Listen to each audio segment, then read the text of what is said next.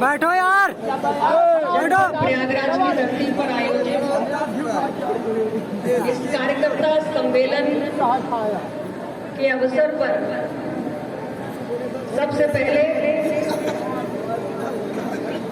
पूरी दुनिया को शांति और मानवता का संदेश देने वाले तथागत गौतम बुद्ध का स्मरण करते हुए अखंड राष्ट्र के शिल्पी भारत रत्न लौह पुरुष सरदार वल्लभ भाई पटेल, संविधान निर्माता बाबा साहेब अम्बेडकर, आरक्षण के जनक कोल्हापुर नरेश छत्रपति शाहू जी महाराज, शिक्षा के जनक महात्मा ज्योतिबा फूले एवं अपना दल के संस्थापक, पिछड़ों, कमेरों, शोषितों, वंचितों के हक, अधिकार, सम्मान, भागीदारी की आजीवन बात करने वाले सामाजिक न्याय के पुरोधा यशाकाई बोधिसत्व डॉक्टर सोनेलाल पटेल जी को श्रद्धा पूर्वक इस पूरी सभा की ओर से मैं नमन करती हूं।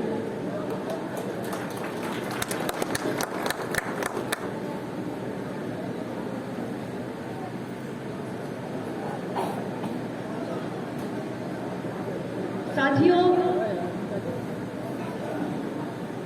मंच पर विराजमान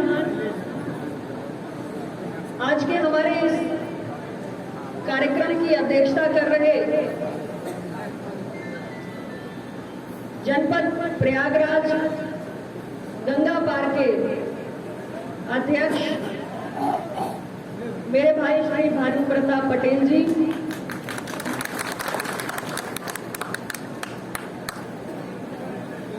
प्रदेश अध्यक्ष एवं माननीय विधायक सुराव डॉक्टर जमुना प्रसाद सरोज जी,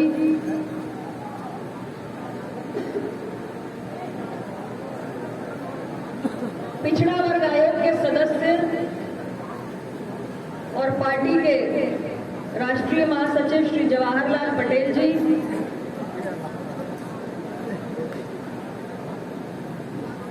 दर्जा प्राप्त राज्य मंत्री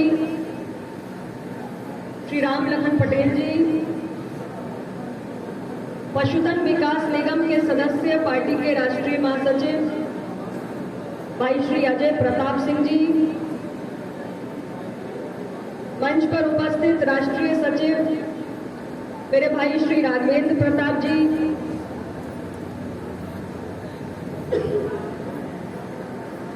पार्टी के सभी राष्ट्रीय पदाधिकारीगण, श्री मेघनाथ पटेल जी, श्री राम जी पटेल, श्री राजेश पटेल बुलबुल, श्री राजेश पटेल, श्री श्यामराज पटेल, श्री के पटेल, डॉक्टर राम बहादुर सरोज, श्री बाबूलाल पटेल, श्री धनंजय पटेल, श्री विजय चौरसिया, श्री मुन्नर प्रजापति, श्री दिनेश बियार जी और हमारे माननीय विधायकगण, प्रतापगढ़ की धरती से चलकर आए माननीय विधायक श्री राजकुमार पाल जी, मिर्जापुर 96 से चलकर आए हमारे युवा मंच के राष्ट्रीय अध्यक्ष माननीय विधायक श्री राहुल प्रकाश गोल जी, मंच पर विराजमान और मंच के सामने उपस्थित हमारे प्रदेश के पदाधिकारी साथी श्री ललई सरोज जी, श्री सावंत पटेल प्रदेश अध्यक्ष छात्र मंच, श्री ब्रजेश पांडे, श्री असलम सिद्दीकी, श्री फूलचंद पटेल, श्री शिव मूरत पटेल, श्री दिनेश पासी, हमारे प्रयागराज यमुना पार्क के प्रभारी श्री रमाकांत पटेल जी, श्री भारत पटेल, श्री गोकुल सिंह, श्री अरविंद सिंह, श्री साकेत पटेल, श्री अजीत चांसलर, श्री किशन सरोज, डॉक्टर धर्मपाल पटेल, श्री संजय पटेल दामोदर, श्री अशोक पटेल, श्रीमती विमला गुप्ता, श्री प्रभास पटेल, श्रीमती रामशीला पटेल, श्री प्रीतम पटेल, श्री ब्रजेश पटेल, जो हमारे श्री भानु प्रताप पटेल और सभी अनुषंगिक संगठनों के अध्यक्ष और कार्यकर्ता साथी जो यहाँ पर उपस्थित हैं। आज के इस कार्यक्रम का संचालन कर रहे जिला महासचिव श्री वीरेंद्र कुमार पटेल जी और आज के इस सभागार में उपस्थित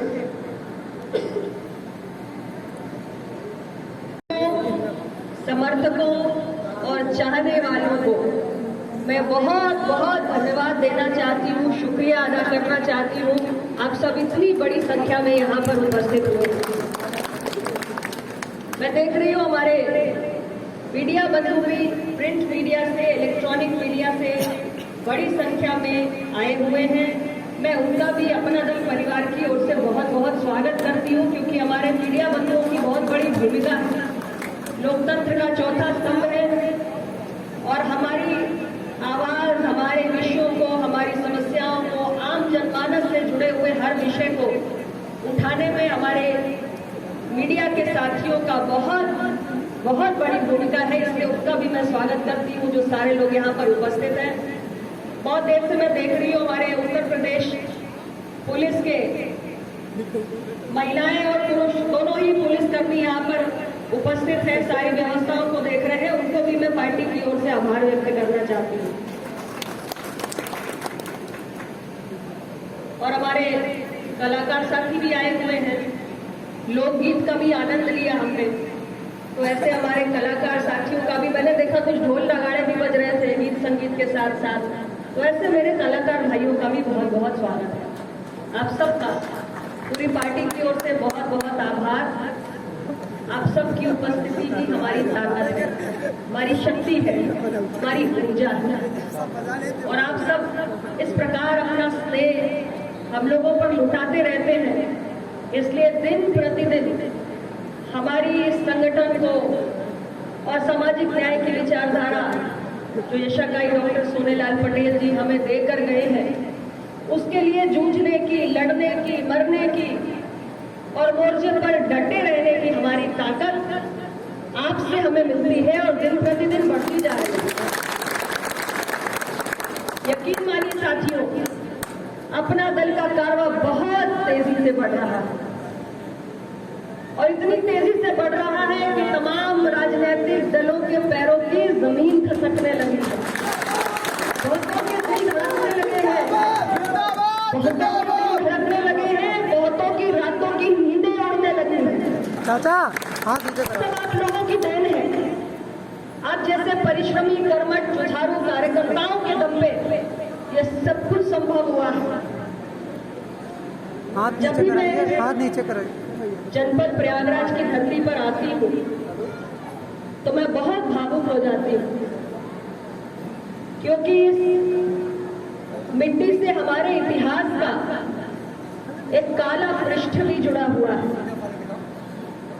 तो वही धरती है जिस पर सन 1999 में हमारे संस्थापक अध्यक्ष यशाकाई डॉक्टर सोनेलाल पटेल जी और उस वक्त से उनके साथ रहे हजारों साथियों ने,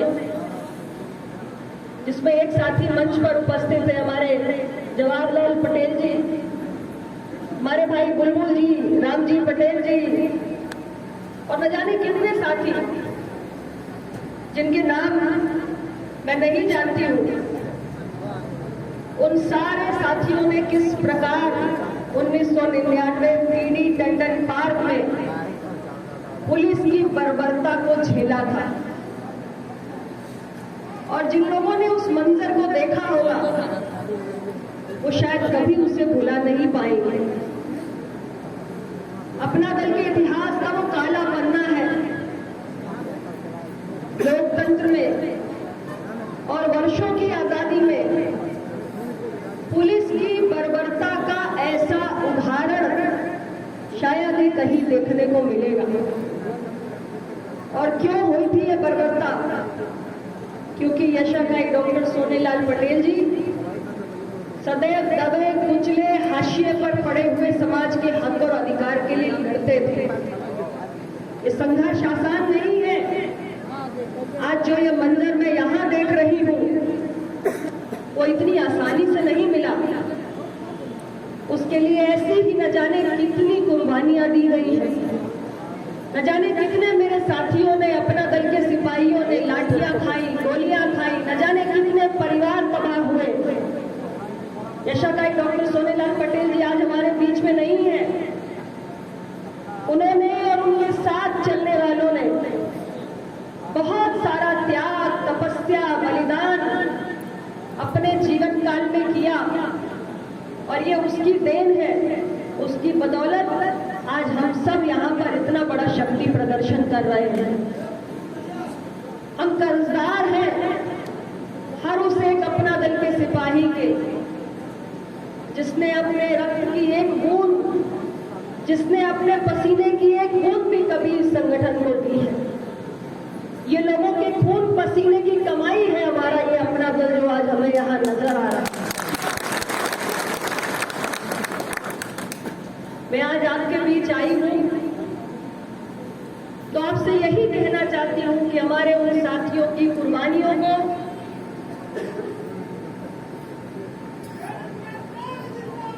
हमें कभी भूलने नहीं देना है।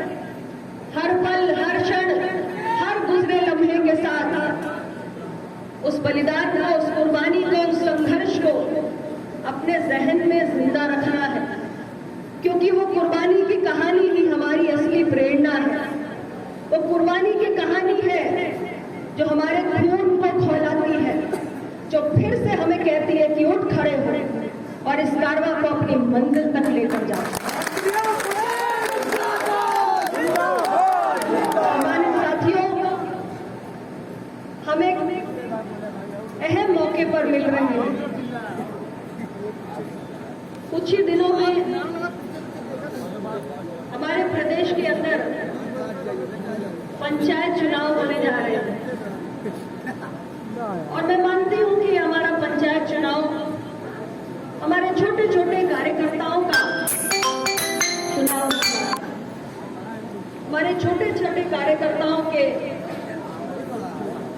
अपने शक्ति प्रदर्शन का एक मौका होता है, एक अवसर होता है। इसके माध्यम से छोटे छोटे जमीनी स्तर के हमारे नेताओं का एक पूरा समूह तैयार होता है, पूरी टोली तैयार होती है और यहीं से शुरुआत करके सब बड़े नेता बनते हैं। जमीन पर जो कार्यकर्ता संघर्ष करता है वो सही मायनों में आम जनमानस के रोज के जीवन की क्या तकलीफें हैं, चुनौतियां हैं, उसको बहुत करीब से देखता है, बहुत नजदीक से देखता है। इसलिए हमारे उस छोटे कार्यकर्ता के संघर्ष का बहुत महत्व होता है।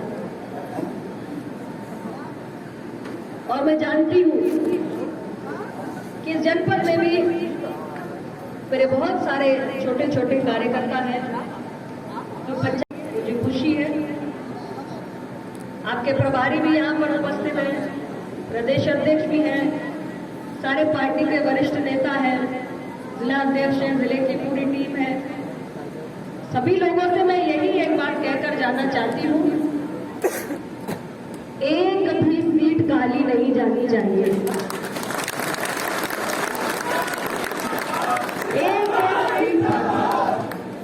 एक वार्ड से अपना दल का हमारा कोई ना कोई सिपाही चुनाव लड़ेगा और पार्टी कार्यालय से उसका फैसला भी होगा। हमने हर जिले में एक कमेटी बनाई हुई है जिसमें आपके जिले के प्रभारी भी हैं, आपके जिले के अध्यक्ष भी हैं और अन्य लोगों को भी उसमें रखा गया है और जिले की कमेटी ही आवेदनों की समीक्षा करेगी। कौन सा हमारा कार्यकर्ता है जो इस स्थिति में है कि जनता का विश्वास जीतकर उस सीट पर विजय प्राप्त कर सकता है, ये निर्णय हमने जिला कमेटी को दे दिया है। कहीं कोई विवाद होगा तो निश्चित रूप से राष्ट्रीय कमेटी उसमें हस्तक्षेप करेगी। मेरा आज सबसे यही आग्रह है, कई ऐसी भी सीटें होंगी जिसमें एक से ज्यादा हमारे साथियों ने आवेदन किया होगा।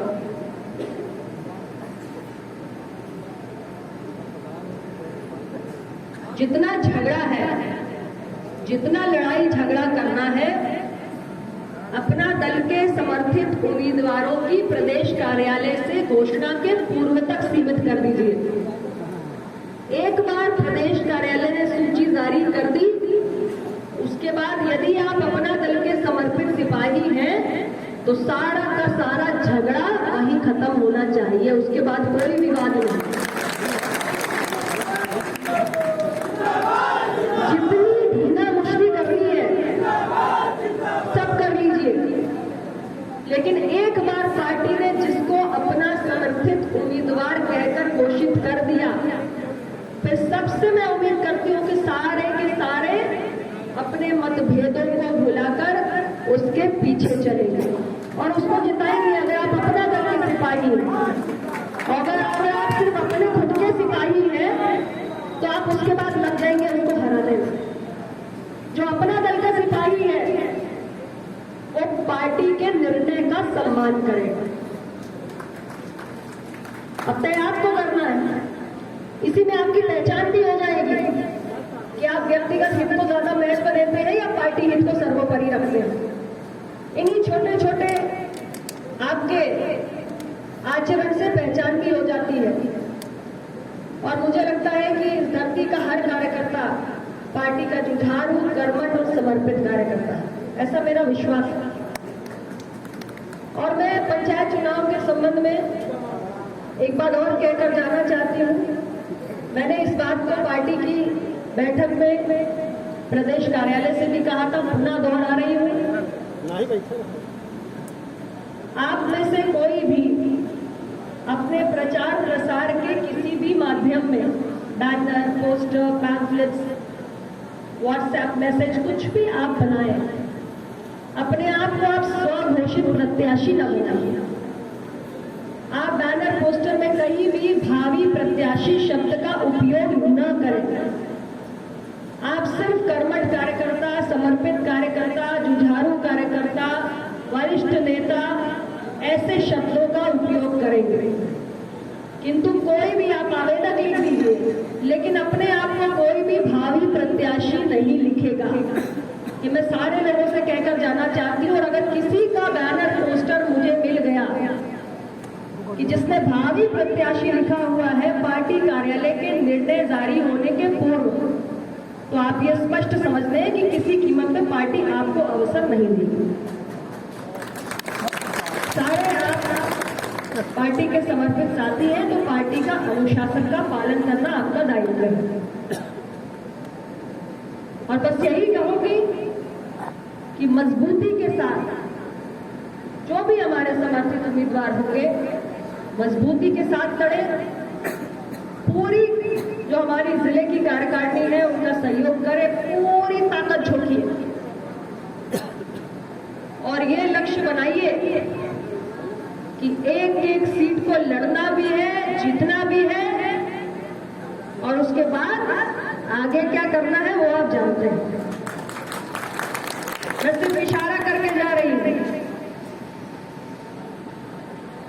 तो सारे साथियों से मैं यही कहना चाहती हूं। और ये पंचायत चुनाव ये एक बीच का पड़ाव है।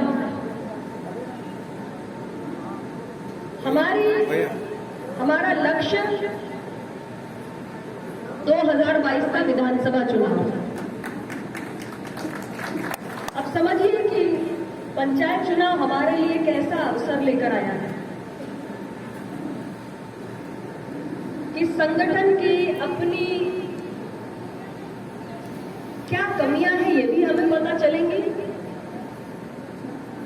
और कहां हम मजबूत हैं इसका भी हमें अवलोकन हो जाएगा।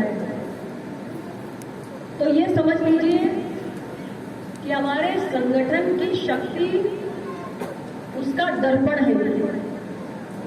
बहुत सारे कील कांटे दुरुस्त करने होंगे। ये पंचायत चुनाव हमारे लिए सबक है, बहुत कुछ सिखाकर जाएगा, बहुत कुछ बताकर जाएगा। तो इसे एक लर्निंग अपॉर्चुनिटी, एक सीखने का अवसर मान के चलिए कि हमारी जो मंजिल है 2022 का विधानसभा चुनाव जो हमारा लक्ष्य है, उसके पहले जैसे हम लोग एक मॉक एग्जाम टाइप का दे रहे हैं ये वैसा है, लेकिन 2022 का लक्ष्य अगर हमें प्राप्त करना है तो हमें वैचारिक रूप से संगठन को खड़ा करना है। जन जन के बीच में जाके अपना दल की क्या सोच है इसकी चर्चा परिचर्चा को बढ़ाना है। अन्य प्रदेश अध्यक्ष ने बड़े विस्तार पूर्वक आपको बताया कैसे हमारी पार्टी निरंतर संघर्ष कर रही है। हमारी पार्टी शोषित वंचित हाशिए पर पड़े हुए समाज को कैसे सम्मान मिले, कैसे भागीदारी मिले लोकतंत्र के सभी स्तंभों में, ये हमारा एजेंडा है। इसको लेकर हम चल रहे हैं और इसलिए हमने एक विषय को बड़ी मजबूती से देश की संसद के अंदर उठाना प्रारंभ किया है कि देश की न्यायपालिका लोकतंत्र का मजबूत स्तंभ है। कोर्ट से लेकर हाई कोर्ट, सुप्रीम कोर्ट तक, विशेष तौर से अगर हम अपने हाई कोर्ट और सुप्रीम कोर्ट को देखें भैया तो न्यायाधीशों के पद पर बहुजन समाज के, वंचित समाज के लोग कहीं नजर नहीं आएंगे। लोकतंत्र के अंदर इस बात की दरकार है कि न्यायपालिका के अंदर समाज के हर वर्ग की भागीदारी सुनिश्चित होनी चाहिए। तो इसलिए हम लगातार इस बात को संसद में कह रहे हैं, सड़क पे कह रहे हैं, हर फोरम पे कह रहे हैं कि भारतीय न्यायिक सेवा का गठन हो, ऑल इंडिया जुडिशियल सर्विसेज का गठन हो। भारत के संविधान में इसका प्रावधान है। जब ऑल इंडिया जुडिशियल सर्विसेज भारतीय न्यायिक सेवा का गठन होगा तो देश भर से समाज के हर वर्ग से, गरीब, अमीर, पिछड़ा, दलित, सामान्य, आदिवासी, सब, शहरी, ग्रामीण, कोने कोने से जो प्रतिभावान होंगे, होनहार बच्चे होंगे, वो इस जुडिशियल सर्विसेज की परीक्षा को लिखेंगे और जो प्रतिभावान बच्चे इस परीक्षा को उत्तीर्ण करेंगे वो न्यायाधीशों का पद ग्रहण करेंगे। हमारी न्यायपालिका में सामाजिक विविधता, सोशल डाइवर्सिटी की झलक देखने को मिलनी चाहिए। एक और कारण क्या है, हम क्यों कहते हैं कि भारतीय न्यायिक सेवा का गठन? हम इसलिए भी कहते हैं कि हमारी निचली अदालत से लेकर सर्वोच्च अदालत तक, आप इतने सारे लोग यहाँ बैठे हुए हैं, हमारा जो भारतीय समाज है उसमें हम कोर्ट कचहरी मुकदमे से कभी आजाद ही नहीं होते। हर परिवार के अंदर पूछ के देखो तो किसी न किसी का मुकदमा चल रहा होता है या नहीं होता है? होता है ना।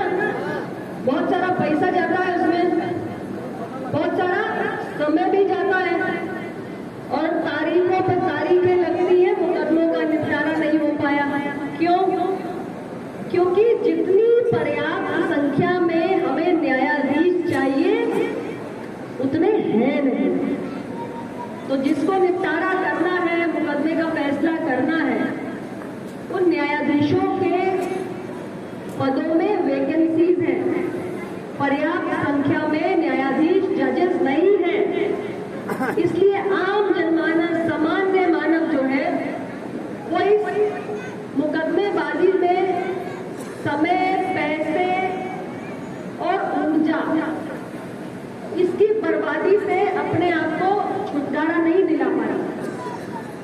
जो बहुत सारे बच्चे जुडिशियल सर्विसेज की परीक्षा उत्तीर्ण करके आएंगे तो देश में, देश की अदालतों में जजेस की पर्याप्त संख्या होगी और आम जनमानस के मुकदमों का निपटारा भी जल्दी होगा, पैसा भी कम लगेगा, समय भी बचेगा, ऊर्जा भी बचेगी, खुशहाली आएगी। झगड़े झंझट सालों चलते हैं तो परिवार की खुशहाली, शांति भी नष्ट होती है। जल्दी जल्दी निपटारा होगा तो हमारे समाज के अंदर कहते हैं ना, पीस एंड हार्मनी, वो कायम होगी। तो इसलिए अपना अगर बात करता है भारतीय न्यायिक सेवा के गठन। दूसरी बात, हम निरंतर संसद में ये मांग कर रहे हैं, भारत सरकार में पिछड़ा वर्ग का एक अलग मंत्रालय गठित किया जाए। देश की आबादी का 60% पिछड़ा वर्ग है, पिछड़ी जातियां हैं। हमारी संसद में ही देश के अल्पसंख्यक समाज के लिए, उनके कल्याण के लिए एक अलग से अल्पसंख्यक कल्याण मंत्रालय बनाया गया। हमारे जो जनजाति के लोग हैं, ट्राइबल्स हैं, आदिवासी हैं, उनके लिए भी अलग से जनजाति कल्याण मंत्रालय बनाया गया। क्यों बनाया गया? इसलिए बनाया गया कि जो अल्पसंख्यक समुदाय हैं या जो जनजाति समुदाय हैं, उनके जो विषय हैं, उनके जो मुद्दे हैं, उनकी जो समस्याएं हैं, उनको सरकार की प्राथमिकता में लाना है, विशेष ध्यानाकर्षण हो उस पर। हमारा ये मानना है, हमारी पार्टी का मानना है, देश में पिछड़ा वर्ग की बहुत बड़ी आबादी है, 60% की लगभग आबादी है और उनसे जुड़े हुए विषय भी बहुत सारे हैं। तो अभी हमने भारत सरकार में सामाजिक न्याय और अधिकारिता मंत्रालय के अंतर्गत पिछड़ा वर्ग के विषयों को देखते हैं, लेकिन सामाजिक न्याय और अधिकारिता मंत्रालय जो है, इस पर बहुत सारा काम है और भी बहुत सारे विषय हैं। उसको वरिष्ठ नागरिकों की समस्याओं को भी देखना है, अनुसूचित जाति की समस्याओं को भी देखना है, दिव्यांगों की समस्याओं को भी देखना है, जो ड्रग एडिक्ट्स होते हैं, जो नशे के आदी लोग होते हैं, उनको भी देखना है, जो हमारे ट्रांसजेंडर्स होते हैं उनको भी देखना है, देश में जो भिखारी होते हैं उनकी समस्याओं को भी देखना है। तो बहुत सारे विषयों को देखना है। तो सामाजिक न्याय मंत्रालय के पास बहुत सारा काम है, बहुत सारे विषय हैं। तो पिछड़ा वर्ग जो अपने आप में इतनी बड़ी आबादी का हिस्सा है, उसके बहुत सारे विषयों को सामाजिक न्याय और अधिकारिता मंत्रालय के माध्यम से सरकार की पर्याप्त प्राथमिकता नहीं मिल पा रही है। और जो बजट आता है सामाजिक न्याय अधिकारिता मंत्रालय को, उसका एक बहुत छोटा सा हिस्सा पिछड़ा वर्ग के कल्याण के लिए जाता है। अगर जनजाति कल्याण मंत्रालय की तरह अल्पसंख्यक कल्याण मंत्रालय की तरह पिछड़ा वर्ग का भी अलग से एक मंत्रालय बना दिया जाए तो अलग से बजट भी मिलेगा, सरकार की प्राथमिकता सूची में भी आएगा और विषयों का निपटारा भी होगा। तो इसलिए हमारी पार्टी निरंतर एक अलग मंत्रालय के गठन की मांग कर रही है। मैं आप सबसे मैं ये कहना चाहती हूँ कि आप इन विषयों को चर्चा परिचर्चा में लाइए आम जनमानस के बीच में कि अपना दल क्या सोचता है, क्या करना चाहता है, और तब हमारे संगठन का विस्तार होगा। और इस संगठन को विस्तार दिए बगैर 2022 का लक्ष्य प्राप्त नहीं हो सकता। हर बूथ पर अपना दल के सिपाही खड़े करने हैं, जो महिलाएं भी हो पुरुष भी हो। तो हर बूथ तक पहुंचने के लिए हर गांव में हर बूथ पर हमारी नीतियों को पहले पहुंचना होगा। और ये काम अकेले अनुप्रिया पटेल नहीं कर सकती।